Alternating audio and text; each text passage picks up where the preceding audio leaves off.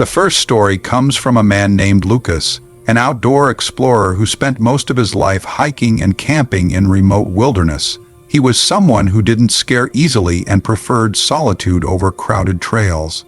In 2017, he decided to take a solo trip into the northern Canadian backcountry, an area so isolated that the nearest ranger station was more than 40 miles away.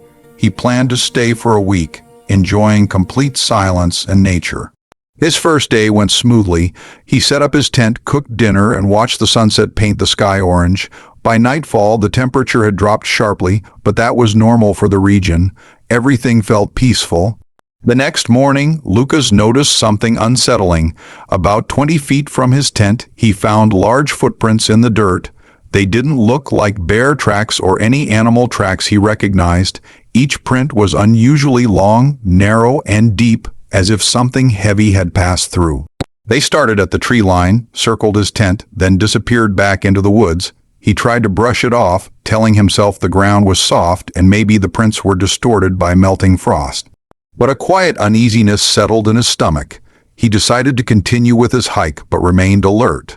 As the sun began to set on the second day, he returned to his campsite and immediately felt that something was wrong. His food bag, which he had hung high between two trees, was torn open, not clawed or bitten, but sliced. Clean, straight slicing marks through the thick material. The edges were so precise they almost looked like they were cut with a blade. But none of his knives were missing, and the cuts were too long and smooth to be made by a human hand shaking in cold weather. That night he barely slept. Every crack of a branch, every rustle of leaves sounded amplified. Several times he felt the ground vibrate beneath him, faint but steady, like heavy footsteps passing somewhere nearby. On the third night, everything escalated. Around midnight, Lucas was jolted awake by a deep, vibrating sound. It was not human, it was not animal, it was unlike anything he had ever heard, a long, low moan that echoed through the valley and made the air feel thick. It repeated every few seconds, growing louder each time. Lucas grabbed his flashlight and pointed it toward the trees. At first he saw nothing. Then he noticed two pale reflections staring back at him. They were too far apart to be an animal's eyes and too high off the ground. He froze. The eyes didn't blink, didn't move, just stared. Then they slowly shifted to the left, and in the beam of his flashlight, he saw the outline of something massive standing between two trees. It was tall, towering, with a shape that didn't match any animal he knew. The moaning sound continued, vibrating through his chest. Lucas didn't wait. He shoved everything he could into his bag, grabbed his boots, and ran through the darkness without stopping.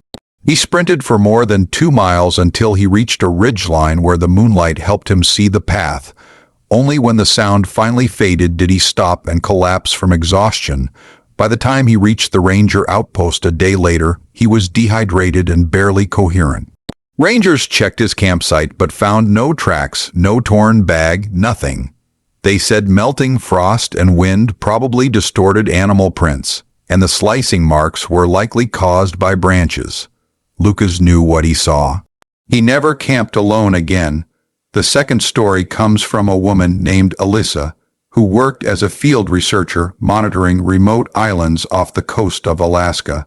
She often stayed alone in small wooden cabins built decades ago for researchers. These cabins had no electricity, no running water, and no contact with the outside world except a radio that barely worked when storms rolled in. In the summer of 2019, she stayed on a small island about 40 miles from the mainland.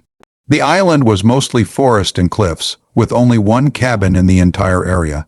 She had been there before and liked the isolation, but she always felt like the island had a strange energy. The air felt heavy, the silence too deep, and the shadows in the forest seemed to move even when the wind was still. On her third night, she heard something walking around the cabin. At first, she assumed it was a deer or maybe a fox. But whatever it was, it walked in circles around the building slowly, methodically.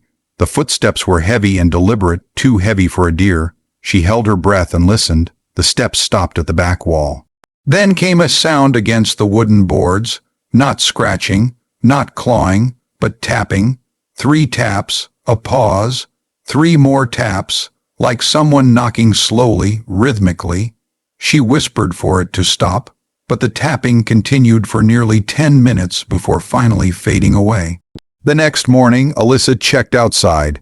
There were no footprints around the cabin. The ground was soft from rain, so footprints should have been visible, but the dirt was smooth. She tried to convince herself it was her imagination, but she couldn't explain the noise. That night, the footsteps returned. This time, they were closer, slower, heavier.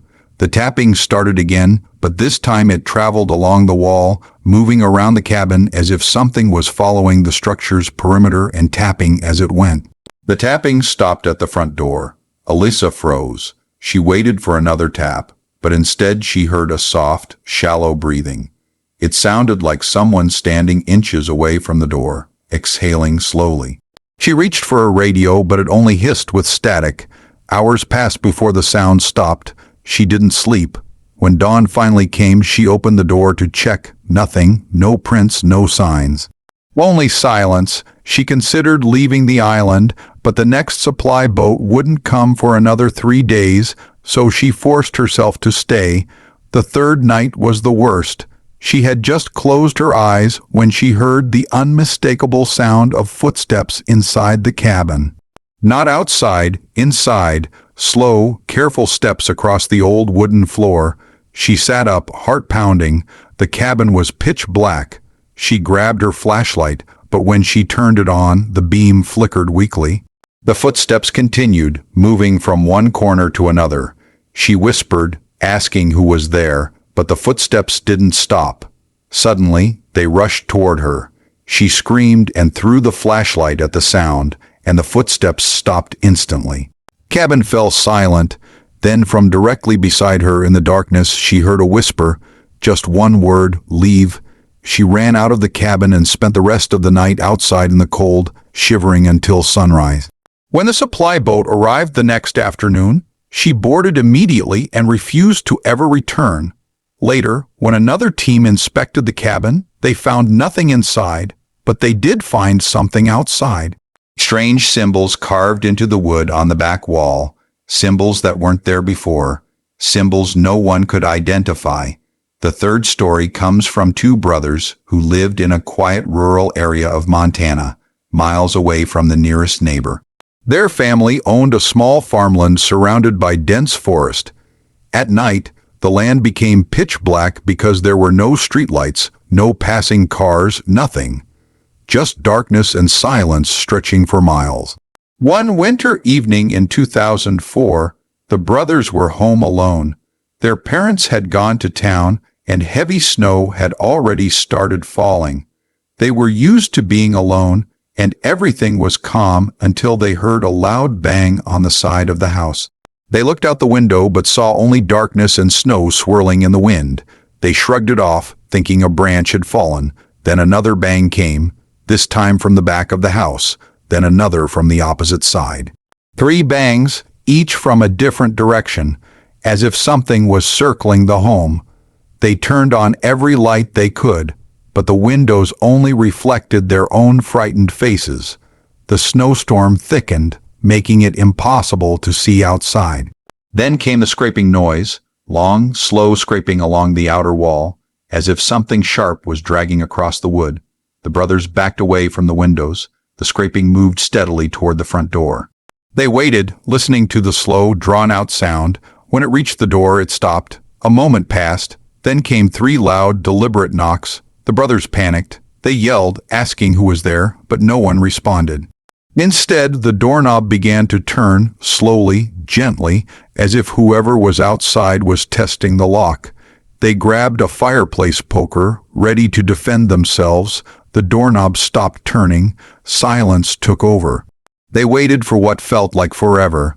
Then something pressed against the door from the outside. They saw the wood bend inward just slightly, like something was pushing hard. They braced the door with a heavy dresser, terrified. Eventually, the pressure stopped. Minutes later, the power went out. The entire house went black. And then outside, in the deep darkness, they heard it, a voice, soft, raspy, calling one of the brothers' names.